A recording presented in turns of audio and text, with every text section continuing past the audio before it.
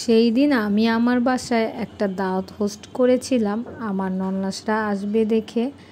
তো ভাবলাম কি রান্না করা যায়, কারণ খুব অল্প সময়ের মধ্যেই সব রেডি করতে হবে।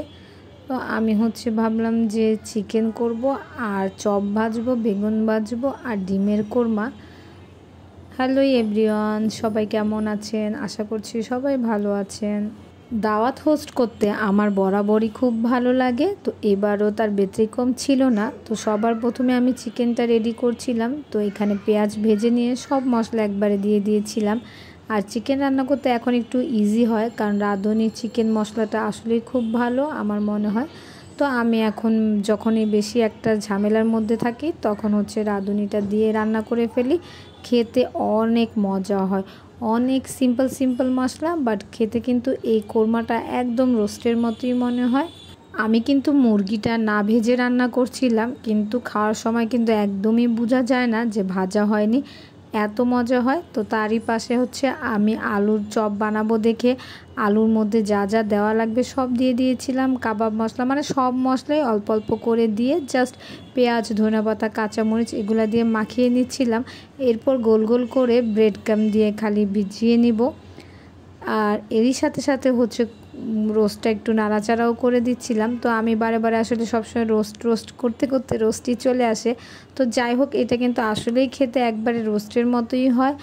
আর পাশে চলে ডিম সিদ্ধ দিয়ে দিয়েছিলাম। এখন সব ডিমগুলো এক এক করে ছিলে নিব। তো এই তো আমার ডিম ছেলাও শেষ।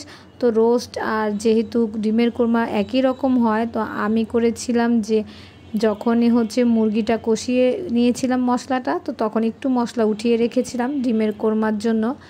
তারপর একটু দুধ দিয়ে দিব ডিমের কোরমাতে, তো ডিমের কোরমাটাও রেডি হয়ে যাবে। এগুলো আমার ট্রিক্স একটু তাড়াতাড়ি রান্না শেষ করার জন্য।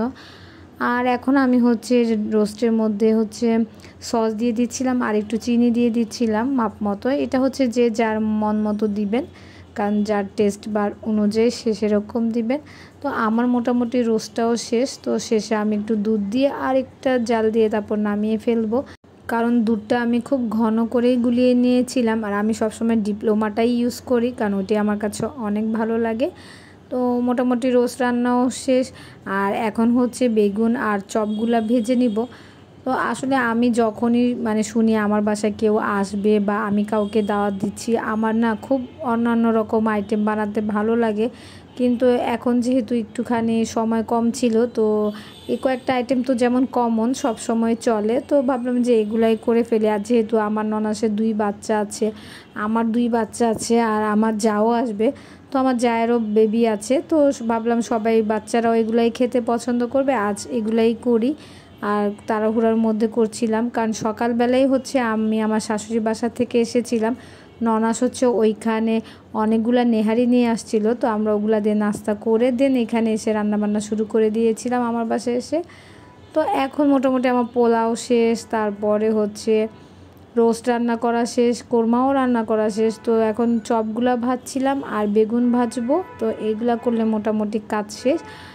আর এই তো বেগুনও ভাজতে দিয়ে দিয়েছিলাম। এখন যেমন দুপুর 2:30 বেজে গিয়েছিল, তো আমার ননাস চলে আসছে। তো আমি বললাম খালি এটা ভেজেই খাবার দিয়ে দিব। তো যেহেতু সবাই খুব তাড়াহুড়োয় ছিল, আমি টেবিলটাও সুন্দর মতো সাজাতেও পারিনি, আর কোনো ক্যাপচারও করতে পারিনি। তো যতটুকু পেরেছি করেছি। কেমন হয়েছে ভিডিওটা অবশ্যই বলবেন।